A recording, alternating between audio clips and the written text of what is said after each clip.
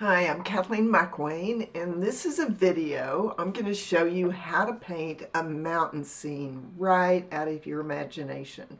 Now, I learned to paint this painting in Colorado, but I learned to paint it from somebody that had painted mountains over and over and over again. And it's so delightful to have this painting in your imagination or use my painting as a reference. You are welcome to paint what I paint and teach on my YouTube channel. And while I'm speaking on my YouTube channel, I invite you to subscribe to my channel so you'll be aware when I upload new videos. So next I want to share with you that I use Daniel Smith watercolor paint, and every one of these colors that are on this mountainside have been painted directly from the tube color, and I let you know what those tube colors are. Now, I love painting this way, painting directly out of my imagination like this landscape, or sketching a bird and painting right from my palette without mixing colors. And this particular little Carolina wren was painted. What you see to the left is this one that I'm painting finished. So, in other words, I layer and layer, and we come up with the colors that I want by building on the layers.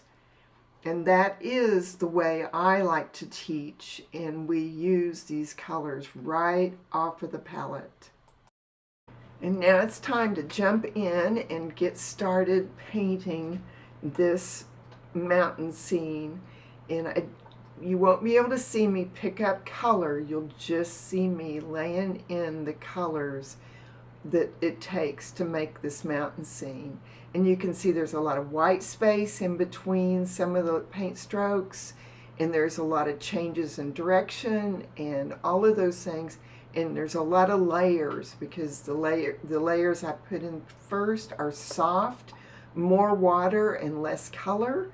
And then as it dries, I'm able to build up and create the deeper colors. So let's get started painting now. The first color I am painting is manganese blue hue, and the entire sky is that color right out of the tube, right off of my palette. And it's down at the lower right hand side of that list there, manganese blue hue. It's Daniel Smith paint. And all my paint strokes are always put that brush down, do the stroke I want, pick the brush up, and you don't go back into wet watercolor paint. You leave it alone until it dries. Or if you want to make it a deeper color, I have laid more color on top of that same blue. And where you see me put my brush down and it doesn't have color, I am softening those lines, and so it doesn't end up being real hard lines. And now I'm laying in the mountains, and that's carbazole violet. It's a very cool purple lavender color, and it is real effective. Lots of water because it can be a real deep purple. But just same way as I did the sky, I just lay that brush down and I pick it up, and I have specific shapes I'm trying to do. Now, I'm not doing just exactly what the sketch lines show, but that is fine. And now I just painted New Gamboge. Now that's a real warm yellow, and I then put down phthalo turquoise on top of that yellow, and it mixed some of it, and it kept it the real beautiful phthalo turquoise color in other areas. So the yellow mixed with it and made that real pretty soft green. And now I have picked up a little bit of sap green off of the palette. I just wanted you to see the palette there for a second. The brighter colors that you see me putting in are going to be the phthalo turquoise, Sometimes I mix it right on the palette that I have over there with the new gamboge, but most of the time the green I put down is right there. The sap green, the phthalo blue green, the phthalo turquoise, and the phthalo yellow green. Those are the colors that I'm going right from the left to the right and putting on the painting. And now then you'll see me move a little bit faster through it, and it won't have quite as many stops and starts like little trees but see, the paint is still too wet to form those trees at that stage. And so I am putting a little bit of color in, a little bit of darker color, so that there is that variation when I go back. And now putting in the new gamboge more. And now it just continues to build down that mountain. And whatever colors you have on your palette, you can learn to do that. And now I'm building up that mountainside color a little bit, and it gets built up even more than that.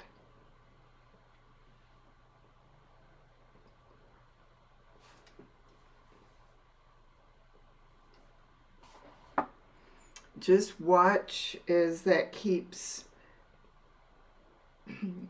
going for, the build up, because I build up the entire mountainside before I go back. And some of those those directional areas that I have the white, they end up looking like roadways or, possibly houses that are kind of speckled up there.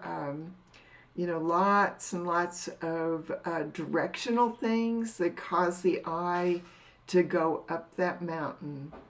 And it's just, this is a wonderful, wonderful painting to practice over and over again to begin to create. And the actual painting itself is 5x7. I am working on 100% cotton. It's fluid 100 paper, and it is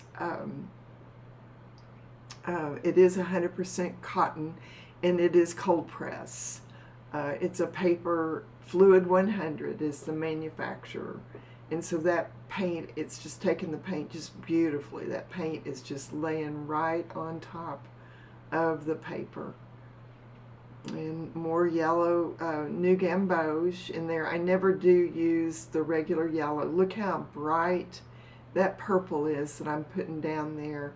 And right now you're going, oh, that's not right, that's not right. But look over to the right and see how right it really is when it dries. And this is one of the things that this painting will teach you, is to start having some instincts about things like that, and not have knee-jerk reactions to go back in and try to fix something when it needs to it would look best if you just leave it alone and let it be. And I just can't wait to upload this to YouTube so that I can share this process and this way of painting. And I paint lots and lots of paintings out of my imagination,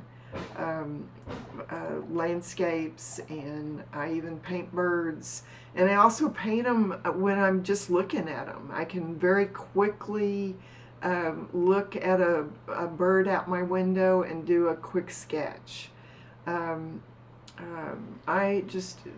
Landscapes and animals as a quick sketch are very rewarding things to paint.